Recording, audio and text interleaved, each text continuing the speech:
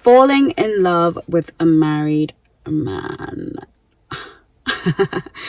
I am Chengi, and you, my precious one, are my world. Welcome to Chengi's World. If you're new to my channel, make sure you subscribe, like, share, and comment. I'm in my car for a few days, so you'll get a few videos of me in my car because I'm just not at home or in my office for a few days, and I didn't want to be late with some videos. So bear with me, bear with the hats, bear with the jumpers, just bear with me. I just wanted to make sure that I keep on top of the content and make sure that those of you who look out for my videos will not be disappointed. So welcome to Chengi's World. Falling in love with a married man, that is not something that we like to talk about, but it's for real, baby. It's for real. And anyone who has been single long enough will have at some point either fallen for, had a crush on, entertained the idea of a married man. And yes, we would all like to believe that we're above it and that we have virtue beyond it. But the reality of it, there is nothing more beguiling than a married man. And I'm going to explain to you why he is so potent and so attractive and so delicious to the single woman. You see, the married man has somebody who is investing in him. The married man has somebody who is spending time keeping the bills going along with him, somebody who is carrying the weight at home, somebody who makes sure that when he leaves the house, his shirts are ironed, or that he's kept well, he's well fed, and he's nurtured, and he's getting that 80% of what a man needs to keep him going.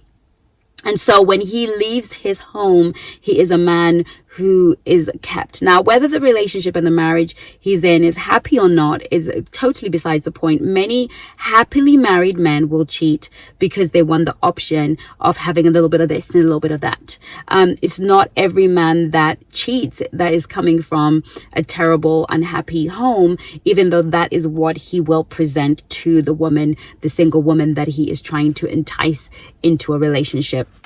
A married man spends a lot of time around a grown woman. He's aware of her needs. He's aware of the things that she truly deserves and desires. A married man is not wondering how he's going to pay the rent or the bills in the same way because he's got somebody at home helping him. A married man is able to be what the single guy who is having to keep a roof over his head, having to plan for a future for when he meets a wife, and the fact that he'll probably have to buy a ring and all the stresses that come with being a single man just trying to make it. He barely gets his shirts ironed before he leaves, and he hardly probably has time to go shopping, and when he does, he's having to make those decisions all by himself. He doesn't have a wife or a woman in his life to sort of do, well, I don't think that would work, darling.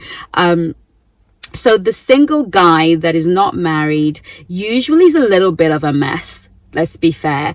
And that is why God said when he saw Adam, it is not good for man to be alone. He knew well and good that a man is not really at his utmost best unless there's a woman in his life, right? So, and we're not talking about mummy. We're talking about a woman's romantic love in his life. A woman can be polished and amazing and all things wonderful, even without a man in her life. But single men with no women in their lives, and I don't speak for all of them, and I know there are guys that watch these videos, and I'm sure there'll be a guy who will have something to say, hopefully positive, because he will know that I am speaking the truth. But the bottom line is, as a single guy trying to make it, trying to establish yourself, trying to be somebody, unless you are an absolute player, you're established, you got the money, you got 10 women, that is, these guys tend to be very, very, very, very suave. But the average guy who is single, who is not a player, fairly decent, is going to be a little bit of a mess. And so when we meet that already made guy who happens to be somebody else's guy or somebody else's husband, he is delicious. He is amazing. He comes to us with expertise. He's not hungry for sex because, well, he gets it at home. Maybe not as much as he would like, but he gets it at home, and maybe not in the way that he would like, but he gets it at home. So he's not going to lead with the sex. He's going to come towards us and show up as the gentleman gentleman, the dream guy we've always wanted, the guy who is attentive, the guy who gives us the time, and he's going to be beguiling, and the conversations that he's going to want to have are very different. He's not going to be like the single guy who hasn't been laid for a while and going, he's going to have a different energy about him. And there's something about what is taken that even when you don't know for sure that he is married, there's something about the energy of someone that is taken, an energy, a confidence, something about the way they carry themselves that makes them totally delicious. Okay, so when you fall for a married man, it doesn't make you a slut. It makes you a woman. It makes you a single woman who has been trying very hard to find somebody, or to be found by somebody worthy. And chances are you're being approached by these single men that just don't have it together in quite the same way. So it doesn't make you a slut. What makes you a slut is acting on that desire and going ahead with it. And even if you do act on it, it just speaks of your vulnerabilities and your areas of personal development that have not yet been perfected. Let me tell you something, regardless of how mature or great or you are, there's always going to be that thing about that married man that's just so yummy. Okay, and so that is why we tend to fall for the married man. Now, what's really important when it comes to the married man is, once you discover that he is married, to act on that information decisively, to let him know that you know he's married and that you don't do married men. It's really important that you nip it in the bud, because if you let it go beyond that, if you allow the flirting to go beyond that, if you allow it to continue to ride on, you will be on a slippery slope. And the comeback from that is very, very hard. I know women that have been dating married men for 10, 15, 5 years and have become, really, to be honest, a second wife, the mistress that is hidden. And the pain of not having his full attention and not wanting anybody else is very, very, very difficult. And most men do not leave their wives. Some do, absolutely do. But most men don't leave their wives for the girlfriend. They don't leave their wives for the side chick. They try the best they can. If they've got a lot of money, they will make sure that the side chick is very happy and comfortable, but they won't ever give you everything that you need, because at the end of the day, you are dessert after dinner.